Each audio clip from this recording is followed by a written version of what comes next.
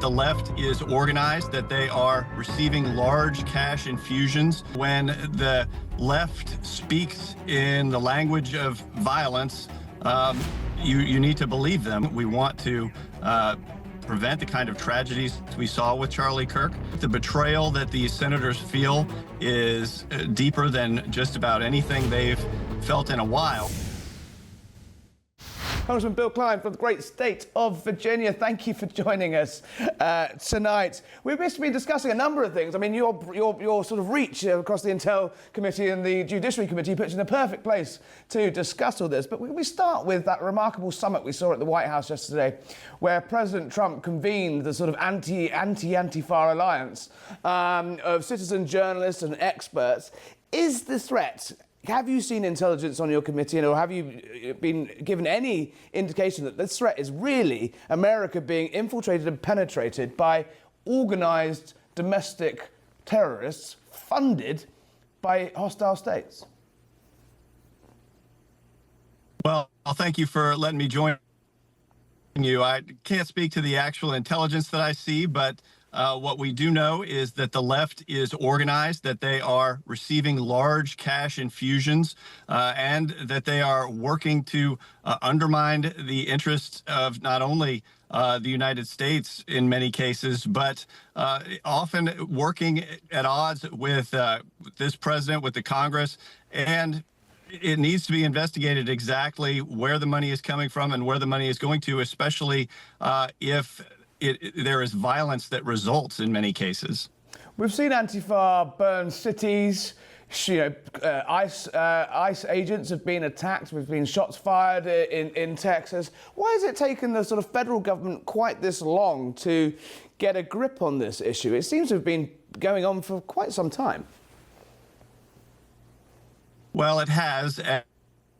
And, you know, when the left speaks in the language of violence, you need to believe them. We have this happening in Virginia with our Attorney General candidate who talked about the gruesome death of our former speaker and his wife watching his children die in her arms so that he might change his positions on things like gun control. So it really is the kind of rhetoric that creates a culture that not only permits the kind of violent activity that we see in the streets, but also can be encouraging to people who are watching it on social media. So we all have a responsibility to police our rhetoric and make sure that we are being responsible as we pursue our policy goals, that we're not somehow encouraging or fomenting a culture of violence.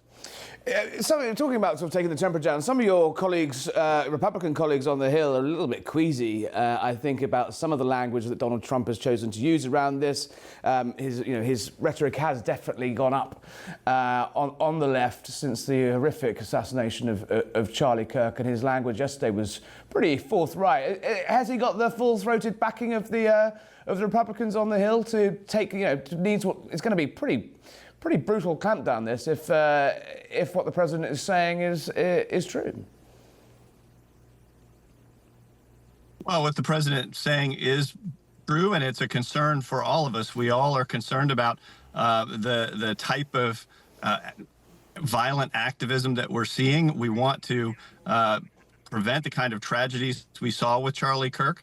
So for Congress to take action and pursue oversight, which is a part of our responsibility, that is a reasonable expectation. And so that's why I signed a letter along with Chip Roy and others to our leadership, asking them to establish a select subcommittee to study exactly what the money flow is from these types of wealthy backers to the types of Antifa activists that are engaged in this type of violence. Where do you personally think this money is coming from? Where would you start following the paper trail?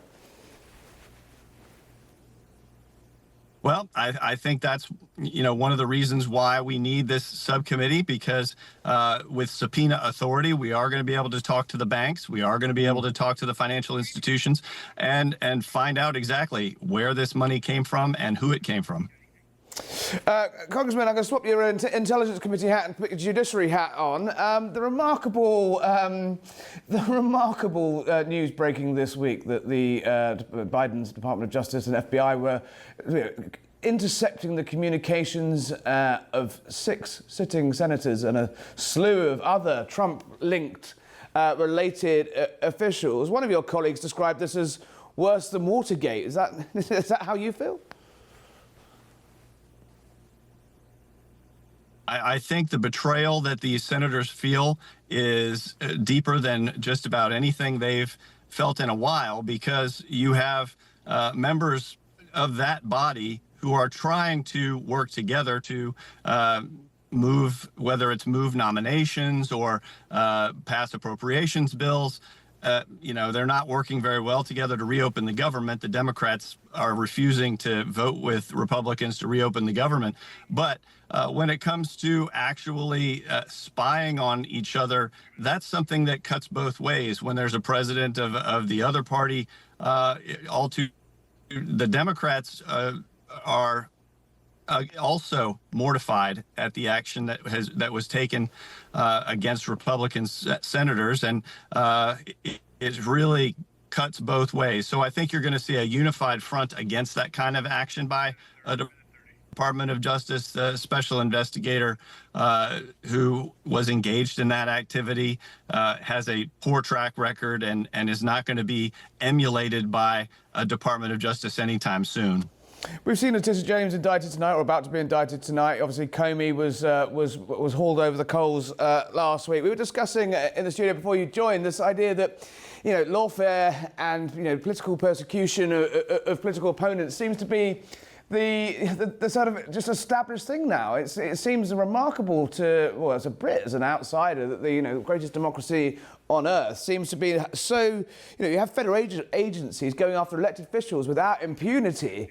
It's an astonishing state of place to be, and does it make you ashamed of where politics has got? Oh, the United States has a great tradition of the rule of law. We are the standard for the world. And so I think that we will all really recognize that this is the justice taking its course, that where probable cause leads to an indictment, then the indictment will show us where the facts are, and the case will lay out the facts. And if the facts lead to a conviction, then that will be respected. And if it leads to an acquittal, that will be respected as well. All right, Congressman Ben Cline, we're going to have to leave you there.